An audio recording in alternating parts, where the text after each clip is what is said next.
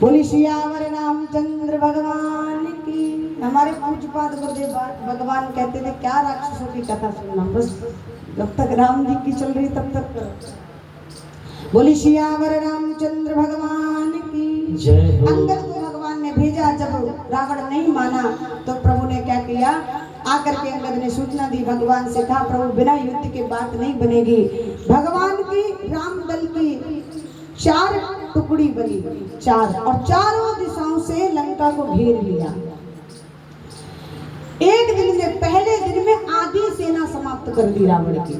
भगवान की सेना ने आधी सेना जब समाप्त हुई, दूसरे दिन लक्ष्मण जी को शक्ति लगी।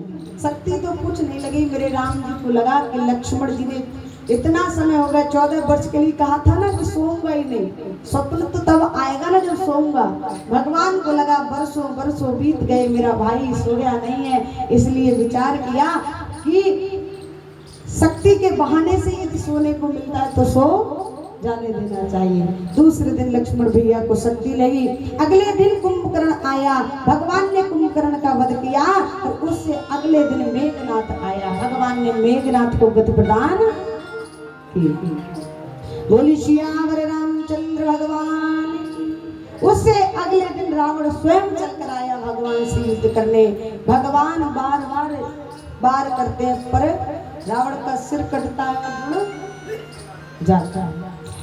किसी ने कहा, जानकी मैया को सूचना मिली कि ऐसे ऐसे युद्ध हो रहा है, तो कहा कि प्रभु से ये कहो ना, जाकर इसके हृदय में बाण क्यों नहीं मार देते। कहा मैया हृदय में इसलिए नहीं मारेंगे क्योंकि हृदय में, रावण के हृदय में आँख का वास है, वो हमेशा आँख का चिंतन कर रहा है, आपकी चिंतन से हटे तभी तो वध हो।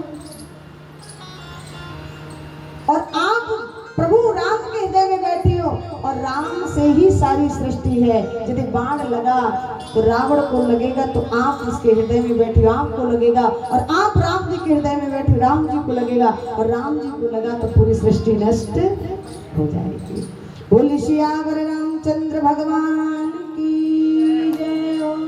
इस प्रकार से युद्ध चला। ऐसा भी वर्णन आता है कि राम जी ने देखा जब रावण परास्त हो गया, थक गया, तो एक दिन स्वयं राम जी ने आकर कहा, रावण मुझे लगता है कि अब आप युद्ध लायक नहीं हो, ऐसा करो 1-2 दिन विश्राम कर लो, युद्ध तो फिर भी हो जाएगा लेकिन पहले आपका स्वास्थ्य ठीक हो जाएगा। उस रात को रावण को नींद नहीं आई थी, मन में विचार किया, मैं वध करता हूँ, मैं द्वेष करता हूँ, लेकिन फिर भी मेरी चिंता, क्योंकि प्रभु अकारण करुणा उड़ाले हैं, अपने जीव पर अकारण ही करुणा कृपा दृष्टि बनाए। अगले दिन फिर रावण से युद्ध हुआ, और महाराज विभीषण ने आकर कहा, प्रभु इसकी मृत्यु ऐसे नहीं होगी, नाभि में बाण चलाओ। क्या राम जी को पता नहीं था? पता तो था, लेकिन राम जी भी ये देखना चाहते थे कि विभीषण का मेरे प्रति प्रेम कितना है। आज आकर के कहा, प्रभु नाभि में बाण चलाओ, क्योंकि नाभि में अमृत कुंड है, जब तक नाभि में बाण नहीं लगेगा इसको कोई मार नहीं सकता। और भगवान ने इस बार क्या किया, 31 बाण चलाए प्रभु ने।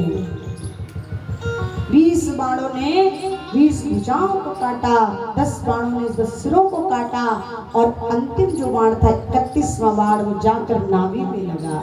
बोली सियावर रामचंद्र भगवान की जय हो। राधे रानी सरकार की जय हो। और कहा राम रने हताहु पछारी, गरजे उमरते घोर रघु भारी। कहा राम रने हताहु पछारी, गरजे उमरते घोर रघु भारी।